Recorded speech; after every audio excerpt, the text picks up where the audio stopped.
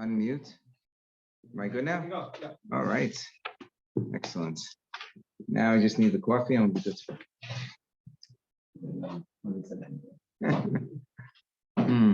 Someone take Jack motion. I can take it. Yeah, something to come out tomorrow. We're on at the bottom of Kuf Yudam and Base, about 7 lines from the bottom where it says Tanam bottom in the middle of the line. Thank you very much. We're Kuf Yud 110b. Kuf Yudam and Base. Tanam bottom. Lalam Yado. Thank you. Lalam Yado Adam Eretz Yisrael. It's better to live in Israel. Even if it's a city where the majority of the inhabitants are idolaters. Rather than living in Chicago, even in West Rogers Park, where most of the people are Jewish. Because if you live in Israel, then you're similar to somebody who has a God, which is a good thing. And if you're outside of Israel, it's as if you don't have a God. Giving you Israel so that I can be for you a God. What do you mean? A person who doesn't live in Israel doesn't have God? It means no. If you live outside of Israel, then it's as if you're worshiping idols because you're surrounded by idolaters. You have to work for idolaters. You're subject and subordinate to the idolaters. Similarly, David said, that when he had to flee from Shaul, the worst thing was that he had to flee from Eretz Yisrael. Various points. That he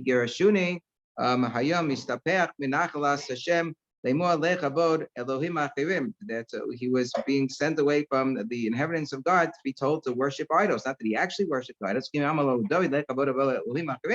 He's fleeing from Shaul, and he's going to Achish and the like, and nobody was telling him that he had to worship idols, going to Moab. Rather, it's to teach you that if you live outside of Israel, it's as if you're worshiping idols. One thing to bear in mind. That's where he went to the police team, or where he went to Moab? Both. Rabbi Zera was avoiding Rabbi Yehuda because he wanted to make Aliyah. Again, Rabbi Yehuda was against this. He was a Satmar. Rabbi Yehuda said that if you're going to go from Baghdad to Israel, so then you're going to violate the positive commandment. Shneimar, Abella, Yuvo, Bishama Yu, Ayom Patio Samnum Hashem. Hashem says, I'm sending you to Bo, and you got to stay there until I take you out.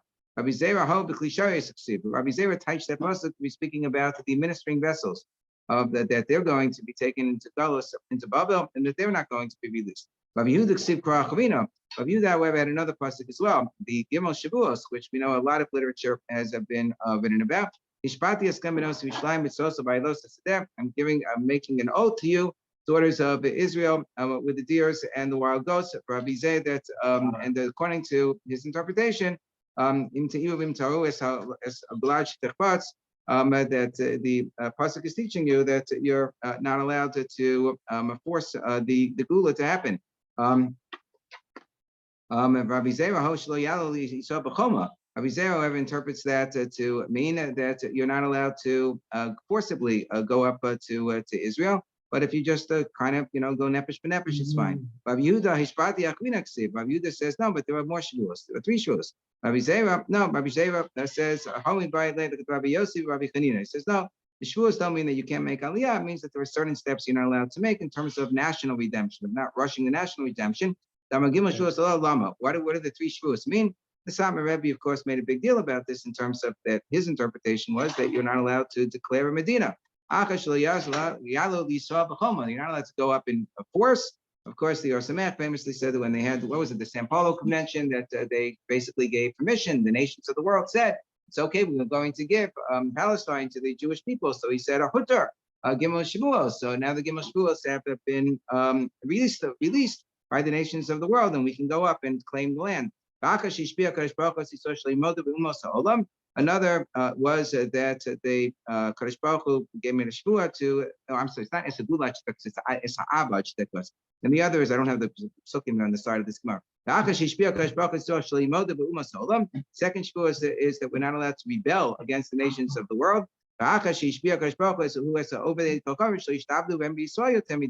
The third is that Kadosh Baruch Hu told the idolaters, the non-Jewish nations, that they're not allowed to oppress us too much. So I think it was the author of Imam Banim Asmekov of Taichtel, who said already during the Holocaust, well, they sure violated that one. So therefore, we're not bound by the other ones. Rabbi Yehuda, what did he do with Im Ta'iru, Im Ta'oru Ksiv? Rabbi Yehuda says, well, it says both Im Ta'iru, if I'm going to arise, or Im Ta'oru, if I'm going to cause to arise. So there are two different Lashonas that are used, and it's repeated, multiple times. So therefore, there's more that you can derive, including that you shouldn't go and make Aliyah. Rabbi Seir says, no, I'm going to give an interpretation for all 6 of these occurrences, the 3 times that the pasuk appears, and each time to you, each time to Oru, 3 times 2 equals 6. I'll give you an interpretation for all 6. Rabbi Seir by Rabbi Levi, 3 of them are the interpretations that we already gave, and the Enoch, the other 3, teach me not that you can't make Aliyah. No, you can and should make Aliyah, but rather it's to teach me, number 1, Shlo Yiglu is the case. You shouldn't reveal when the Mashiach is coming. Number 2, Yochaku is the case. Rashi says 2 interpretations: either through your sins, you shouldn't cause the geula to be delayed, or that you shouldn't beseech the geula too much. The Maharsha gives an interpretation: you shouldn't it shouldn't be distance from your mind. You shouldn't give up in your mind, be messiahish regarding geula. And you shouldn't give away our secret to the non-Jews. Which secret? It says the secret of the Soda Ibor, our secret of how we decide on leap months and leap years and things like that. Some say the Soda Ibor is, the mystery of the missing 160 years in our chronology. And Rashi gives another interpretation. So Tamei HaTorah, the secret of the explanations for the laws of the Torah. And then it said that this oath is being imposed with respect to the deer and the wild goats. So Because Baruch was basically saying that if you don't keep all of these oaths, then I'm going to throw you to the wild goats. I'm going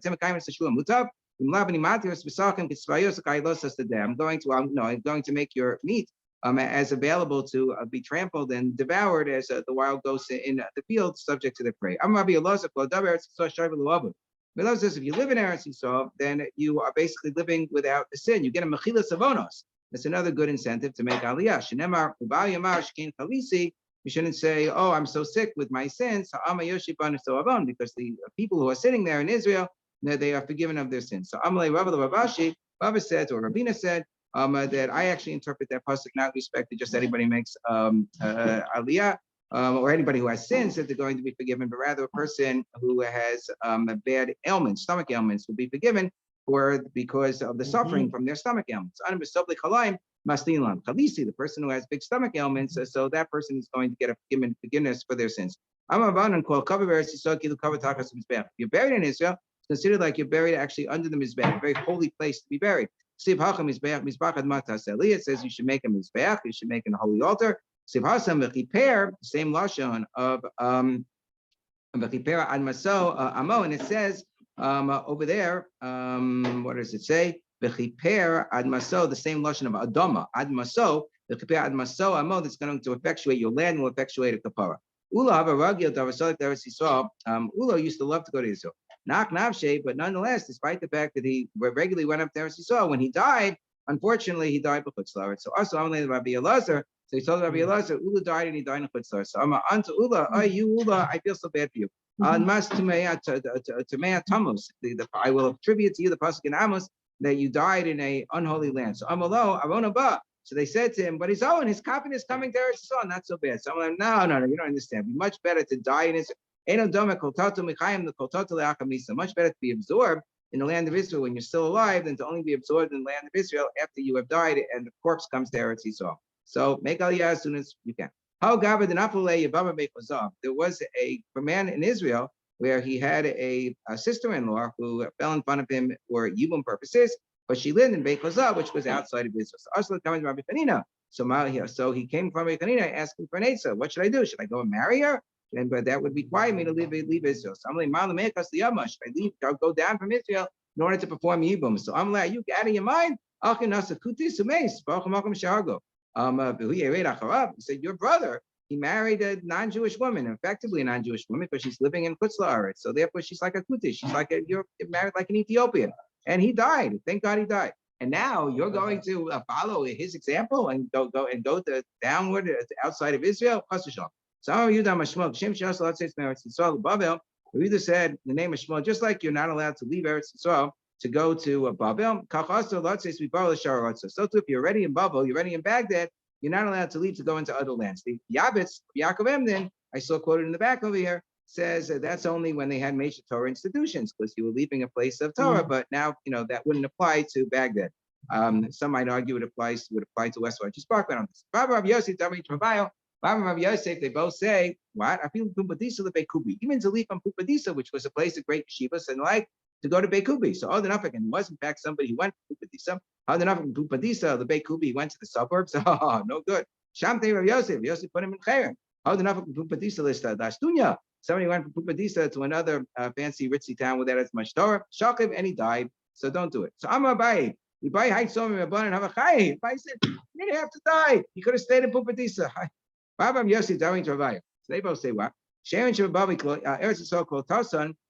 Those who are, the Sharon, the worthy ones in Babel. So if they go to Eretz Yisrael, that will absorb them. It's a better place. Sharon Shabashara. So if they're Sharon, they're kosher people from other lands. So Babel called Tasan.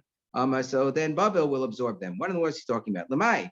Ilema Yuchsin. Does he mean that for Yuchsin purposes that like Eretz Yisrael is considered to be a higher yichus than Babel? You marry a girl from an Israeli girl, ha ha ha. Say no, the girls from Babel were a greater yichus. Rabbi Maklo, what's this? Isla Eretz Yisrael, Isla Babel, that all the other lands are considered to be a mixed dough, a mixed bag of different assorted characters of various levels of repute. When it came to Eretz Yisrael, which was cleaner, but Eretz Yisrael was considered to be a mixed bag in terms of their genealogical ancestry of the people there, compared to Babel, which was much more refined. Elin Yankfur, it means with respect to Kivur, that it's a higher level to be buried in Babel than the other lands, and it's a higher level to be buried in Eretz Yisrael than in Babel. If you live in Babel, it's like, if this was Rabbi Yehuda Shita, it's like you're living in Israel. It's good enough because everyone's learning Torah. Shenema Hoyt Zion Himalti Yosheves Bas Babel. That it's considered like you're in Zion, you've been rescued if those who sit in Babel. So Amabai Naktin in Babel, Lo Chaz Yachevle de Mashiach. Bai says that those in Babel are not going to see the travails of Mashiach. Tirgama Ahutzel de Binyamin. They said this is the land of Ahutzel de Binyamin, I guess where they had a lot of Torah learning. They kind of Shizavta. They call this the horn of salvation. They're going to be there. It's less like the horn of salvation because it was on a high level. So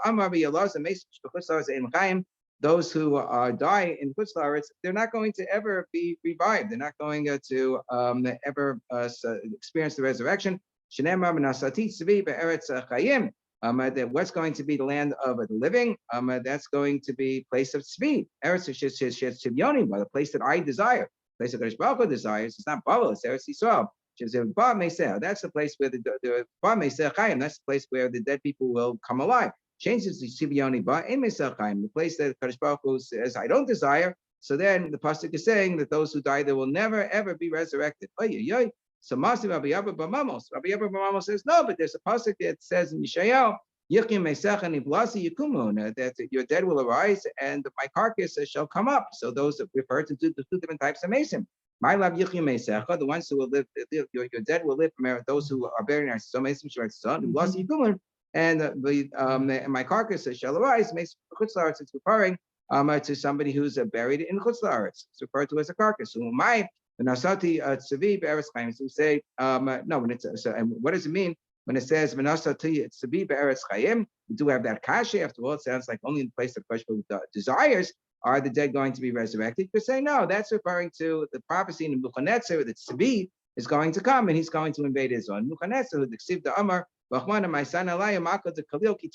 going to send the king who is as quick and as swift as a deer, and he's going to conquer the land of Israel. But it's nothing to do with whether the dead will be resurrected. So Amalei, that was Rabbi Abba Bamamol's, kasha and Rabbi Elazar. So Rabbi Elazar says, no, Amalei Rebbe Mikra Achemani Dorish. I'm darshing a different person. It says, no, saying Shema, the Amalei Ruach Lahochim Ba. And it says, I'm only going to give a soul in the future to submit to the people who are there in the land of Israel. I'm only going to give a spirit to those who walk in the land. But it doesn't say that there's going to be carcasses that will arise, and it implies even those who are buried outside of Israel. Say no, that's referring to Niblasi, or the carcasses of the stillborn children. I'm going to feed them because they've been a fallen. Who those who will be buried in Israel. What does Rabbi Yabba Bamamo do with the pasuk that says, "Oh, only in Israel am I going to give a soul to those who are there"? He interprets it like Rabbi Yabal. Then Rabbi Yabal, people shipaknainis shebe eretz Yisrael muftach la shibas olam haba. That I can derive from that pasuk that is somebody who is on a low level. She's only a shipaknainis. She's living in Israel. She's guaranteed that she will have a place in the world. Because it says no saying Amaleh. It says there. It says elsewhere with respect to Akeres Yitzchak. Shavulachem po imachamur. He's talking to his abadim. He's talking to like Eliezer. Am hadome la chamur.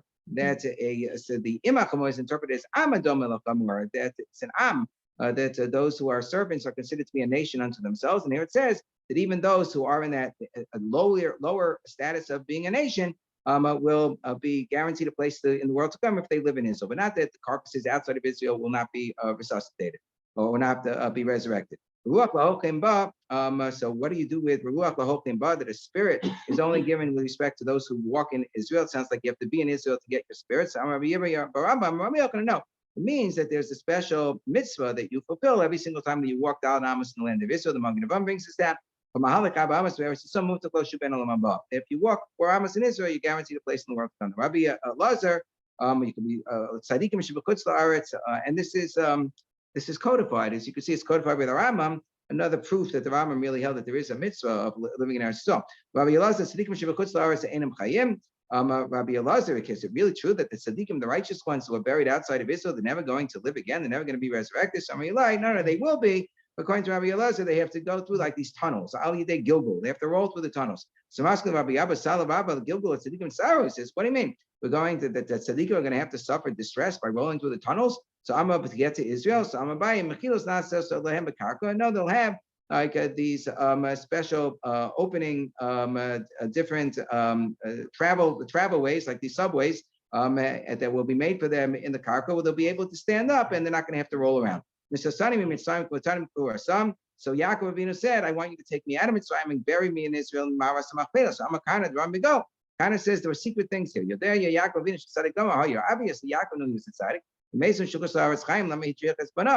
after the dead outside of Israel are going to live and be resurrected, so why would he bother his children to take them all the way to Eretz Yisrael? He could just be revived and go to the Mechila. Shem lo Yisrael. The answer is Shem lo Yisrael Mechila. So maybe he would not be zoche to have such an easy path when he's going through the tunnels. Then it's not going to get like the big fancy tunnels, but he's going to have to roll through the tunnels. And another girsa is that he didn't want to be mekabel at Samachios. Okay, so also a pasuk that says that Yosef made his brothers swear that they're going to bury him in Israel. So at least the descendants. This also contains secrets. He knew it's a tzaddik. Why did he bother his brothers when he knew that the dead, if the dead are in fact going to be resurrected, even outside of Israel? So Abba Meos Parshas, they'll have to carry him 400 parasings. So the answer is that he was worried that maybe he's not going to be zocher to have an easy path, an easy road with respect to the underground tunnel. So Shalchi le'achui le'Rabba.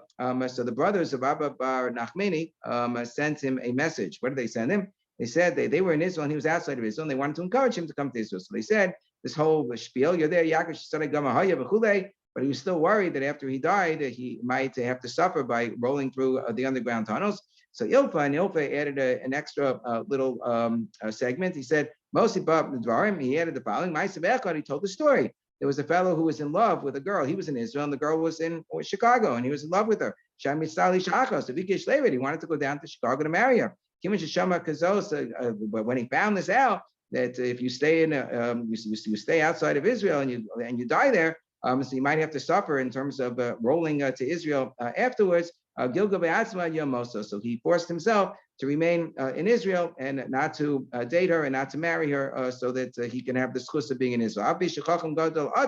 So the brothers went on to say to Rabbi, even though you're a big chacham, there's no comparison between learning on your own outside of Israel and coming to Israel and having a good Rebbe. You'll say you don't have a good Rebbe in Israel. There's a good Rabbi because we have Rabbi Yochanan. Yesh Rabbi Yochanan. But if you're going to stay outside of Israel, so we want you to be careful about three things. Number one, I'll tell you, yeshiva, don't sit for too long. Yeshiva kasha tatonios, because then you get hemorrhoids. Now, tabim amida, don't stand for too long. Shamida kasha after because that's bad for the heart. Don't walk so much. Because that's bad for the eyes. So what are you supposed to do? Just float in the air? No. Yeshiva, spend 1/3 of your time sitting. Shlish b'amida, 1/3 of your time standing. Shlish b'hilach, and 1/3 of your time walking. Then we have the scripted comment that they made. They said, the brother said that if you have a yeshiva, you're sitting down and you're not leaning like on the back of a chair or something, so it's better to be standing. Amida Sagadaitek, what do you mean? Who said standing isn't something? It's bad for the heart if you always stand. Eli yeshiva, third page, Ema, Smicha. If you are going to sit without leaning on like the back, or you're just on a bench and you don't have a back of a chair to support your back. So Amida Shesh Basmika Nochaim, and it's better to stand than to lean than to sit and not lean. And the brothers also said that Yitzchak, this Rabbi's brothers who are still talking, they said Yitzchak, Shimon, and Oshia all said the same thing. They said halakha Rav Yehuda b'prados. The halakha is like Rav Yehuda when it comes to mules. When it comes to crossbreeding mules, you can't breed a mule with somebody with a type of species which is, let's say you're of let's say there's the mother is of the mule is a donkey, came from, let's say, I don't know, a horse and a donkey. The mother is a donkey, so you can't say, okay, great, so we'll breed a donkey, and that won't be kalayim. No, because if the father was a horse, Choshishin Lazera up, we're worried that that's also considered to be poor. Crossbreeding, that's the opinion of Rabbi Yehuda. Then you're telling Rabbi Yehuda Omer, father shetaba inma being allowed those susul chamar ella mina, that you can't follow just whatever the mother happens to be. It has to be the same, either crossbreed of the father or the mother, or it has to be, you can't have a different breed than whatever the father was. That's basically what it is. I'm not going to Yitzchak. So when we said these three people, Yitzchak, Shimon, and Oshia, who all made this statement about the mules, so let's just, we have the credits at the end. Who are they? So Yitzchak said Rabbi Yitzchak Nafka, that was Yitzchak Nafka. Shimon was Rabbi Shimon ben Pasi, take a bow. Barmi Levi Shlakish, some say that's Reish Lakish, it was Rabbi Shimon Lakish. Oshia is Rabbi Oshia, and Oshia is Rabbi Oshia, for Rebbe. I'm Rabbi Elazar, I'm Rabbi Elazar Zidin Chaim. Rabbi Elazar says if you're an Amaris, you don't go to Daf Yomi share, then you don't live. Shenema Mason, Bal Yachyu, those who are dead, they don't learn Daf Yomi, they will not live. So Tanya Nami Hasi, Baisa also says, Basin Bal Yachyu, Yachal Akol. I might think Yachal Akol, I might think nobody will live. So Tam Lomer, no, Rephaim about the Yakumu. It's only the Rephaim, those people who are weak, the weaklings. Rephaim here means those who are Merape, Atzma Midivei Torah, those who don't go to Shir. Akos Midava, that's what the Torah is talking about, they will not live. So I'm like Rabbi Yochanan, so Rabbi Yochanan says, I don't like the fact that you're saying that. I would prefer to interpret it as this, that's how Rabbi Elazar interpreted it. I would prefer to interpret it. A person weakens themselves by following idols. So I'm like, Rabbi Elazar says, no, okay, you can interpret this pasuk that way, but I have another pasuk too. Because the dew of light is the dew of God, but those who are weak are going to be the Rephaim, those who are themselves are going to be cast down. So the beginning of the pasuk, that pasuk in Yeshayahu says that you have to have oros, you have tal oros, meaning you have to follow the light of Torah. Then what Torah the light of Torah will cause you to live in the future, be resurrected. But if you don't use the light of Torah in Torah, then such a person will not be resurrected. Even the chazik in the Messiah. I realized so Rabbi Yochanan felt very bad because he felt, how much Torah did I learn? My goodness, I'm not worthy of this. So I'm like, Rebbe, Mitzasi and Takana. I said, or Rabbi Yochanan felt bad for those people. So he said, Rebbe, I have a Takana, I have a way for these people who are not learning Torah to get better, so that they'll be Zoche to be resurrected. And Mitzasi and Takana in the Torah. It says in the Torah, you're clinging with God, and therefore you're going to live if you cling to God. How do you cling to God? Is God a physical being you can cling to him? No. God is considered to be like a fiery, like a burning fire. So how in the world can you cling to God? It means those people who are not able to learn Torah, they can merit being resurrected if they marry off their daughter to a Talmid Chacham. And if you do a business, you engage in commerce to benefit Talmidei Chachamim, they give business opportunities to Talmidei Chachamim, or they give their possessions to Talmidei Chachamim to help them learn. Then it's considered to be as if they're clinging to the Shekhinah and they live for the future. Similarly, we say that you love God and cling to Him. Can you cling to the Shekhinah, to the divine presence? Means if you marry up your daughter to Talmid Chacham, you give business opportunities to Talmid Chachamim, or you give a benefit to them and come your possessions. Finally, considers if you cling to the Shekhinah, and then you'll live. I'm Rabbi Chiba Yosef. Rabbi Chiba Yosef says, Tzaddikim in the future, they're going to pop up and arise in Yerushalayim. Ashnemar, it says, they're going to sprout. Meir, ke'esiv haaretz, like the vegetation on the earth. Be'neir el Yerushalayim, it says that they're going to sprout in the city. What city? What city is the David Amel talking about? City means Yerushalayim. That's our city. Shnemar, Ganosi, Ela Ir Azos. It says Malachim, it's referring to Yerushalayim. It says Ela Ir. That's the city. That in the future, the tzaddikim are going to be resurrected wearing their clothing. It's a question. Tosas brings some machlokas, the clothing that they're tachlichin or other clothing.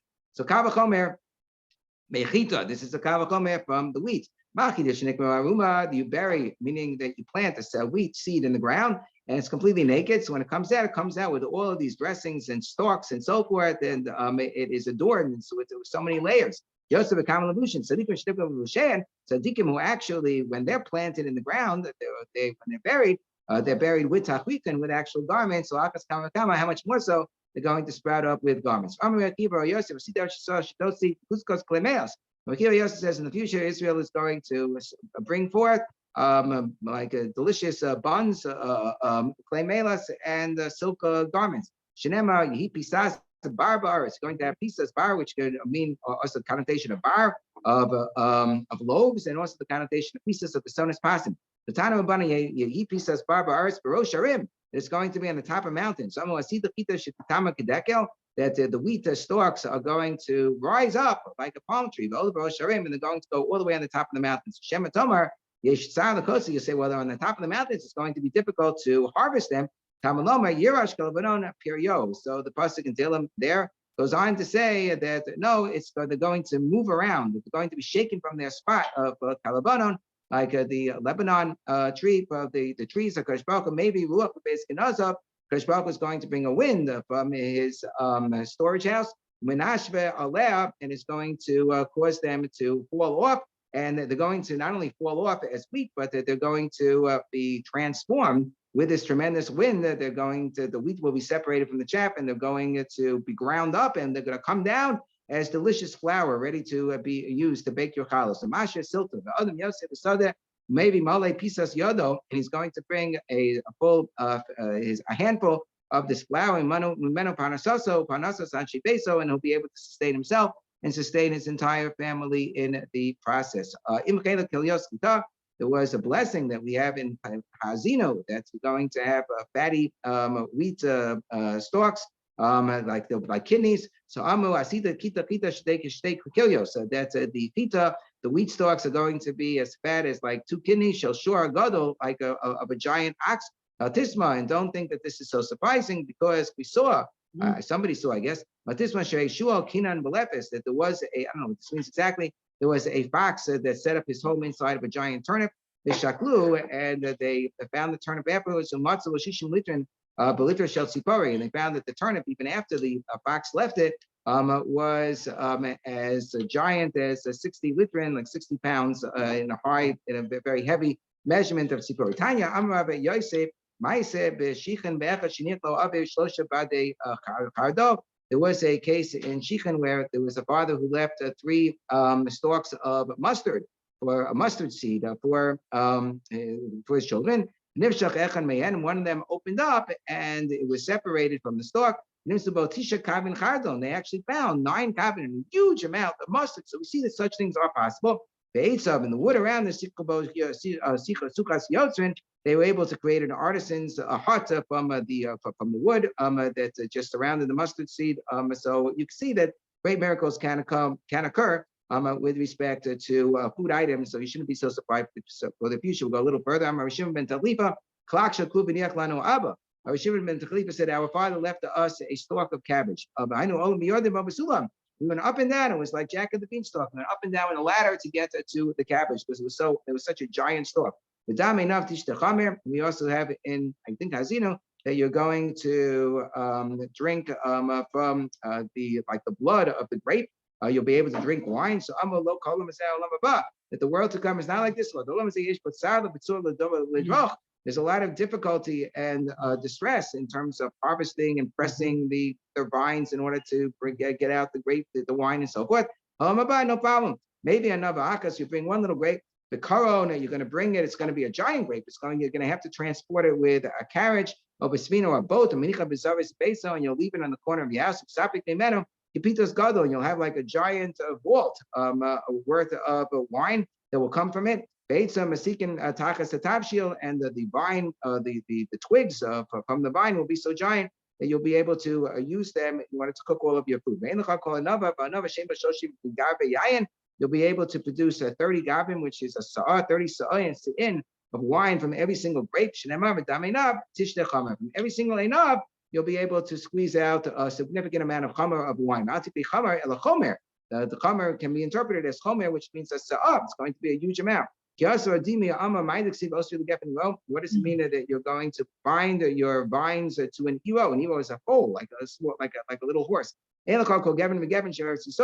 Every single vine in Eretz Yisrael is going to require you'll need a foal, you'll need a giant animal in order to harvest it and to load it onto not a giant, but at least a foal, at least a small horse.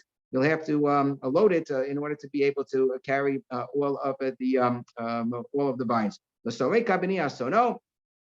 And also a mule or a donkey. Nasono is a female donkey. You're going to have the vines carried by the female donkeys. Soreka is a lotion of sarak, that even a tree that otherwise was not meant to produce fruit, but it's in Israel, is going to produce fruit. That's the idea. Soreka, you're going to have vines and other fruits. You're going to grapes and other fruits or whatever that will be harvested from trees that in the past that would not have yielded any fruit at all.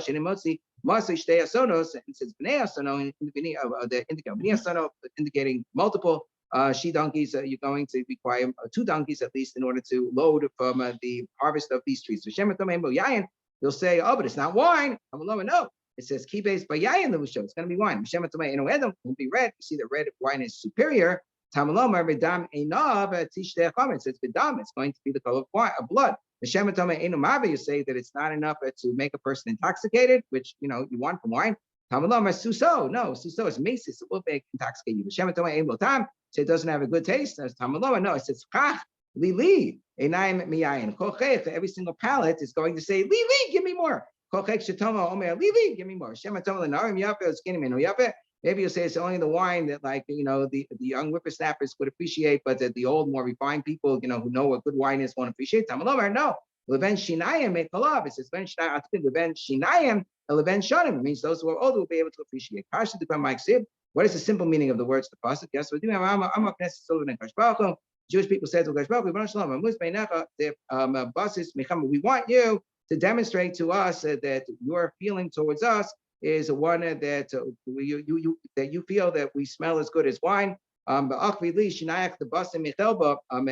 want you to show your teeth to us, that it is as white as milk. We want you to show favor to us. Show us, a nice smell and a nice smile to show that you think well of us. So that teaches us the important lesson of Yochanan, that if you want a person to feel good, so to show the white of your teeth and smile at them. Something about Yitzchak Cohen, one of my Rebbeim from YU, always says that there's a big difference between human beings and animals. Animals can't smile. Even when they smile, they're not like really smiling. It's like it means something else. There are studies about this, but only human beings can really smile. It's greater that if you show the white of your teeth and smile to your friend, that's greater than giving them milk. Giving us a smile with your mouth, that's greater than feeding them milk. It means that the white of your teeth.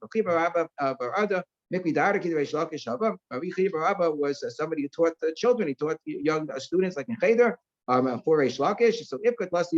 So for 3 days he was away. They didn't have yeshiva. He didn't come, so they didn't learn because he was away. He didn't go. He didn't show up. He used 3 sick days, whatever. So when he came, I'm curious. Why didn't you go away? So Amalei, so he said, they were mental health issues. That my father left her for me a particular vine, an overhanging vine. The first day, I harvested from them 300 clusters of grapes. Eshkol Legarav, Every single eshkol was worth a sa'ah. Yom Sheni Masata Gimel Meis Eshkolos. The second day I harvested 300 clusters of grapes. Shtei eshkolos l'gara, but it's about each eshkol was only half a gara. Yom Shlishi Masata, the third day I harvested Mimena Gimel Meis Eshkolos. 300 eshkolos, the same amount, but this time it was only 1/3 the size. It was size. Shalosh eshkolos l'gara. So it's kept on getting smaller and smaller. I figured out where that, this isn't. It's not worth it anymore. They're going to keep on getting smaller and smaller. And I gave to Hefker more than half of them. So Amalei, he loved Ifkaris. They said to him, I guess Rish Lakish said, if not for the fact that you left the school children and you took this vacation of the Tvei, then you would have been able to produce more. Why? He wouldn't have been there all together, because the Malach he would have been able to have his malacha done through others if he was busy with teaching Torah rather than dealing with this himself. I mean, by Yechezkel went to Bnei Brak. Easy the Gaflan to see Tani. He saw that there were goats who were eating below a fig tree. And the honey was coming out of the figs. The chalva tayef minayo, and the milk is coming out of the I guess the goats and everybody the adadi, and it's all mixed together. Now I see it's all being mixed together. You have the hainu zabas kalab udevasha. That's sort of the honey and the milk all flowing and being mixed together. So Amar Yaakov Dishtai Miluda Ono Shlosha Milim Pamak, as he says from Lud to Ono. Reduced Yaakov and Dishtai said from Lud to Ono is 3 mil. 3 mil is how much? It's about 3 kilometers. So Pamakas Hidamti Meneshe. If I went like in the early morning, Valati Ada Karsu Lai. And I went up to my ankles. There was so much like this oozing out. Well, there was so much honey oozing out of the figs that it went all the way up to my ankles. So Amaresh Lakish Shloki said, I saw the flowing milk and honey of Tzipori. It was flowing 16 kilometers by 16 kilometers. I saw the flowing honey, milk and honey of the entire Eretz Yisrael. It was from the place called Mixi until the place called Tubalkni, meaning it was 22 parasangs, which is 88 kilometers, 22 parasi orca, Pusia Shisa parasi, and the width. I said the length was 22 parasos, and the width was 6 parasos, that's about 24 kilometers, and we'll stop here. Okay. A good Chodesh.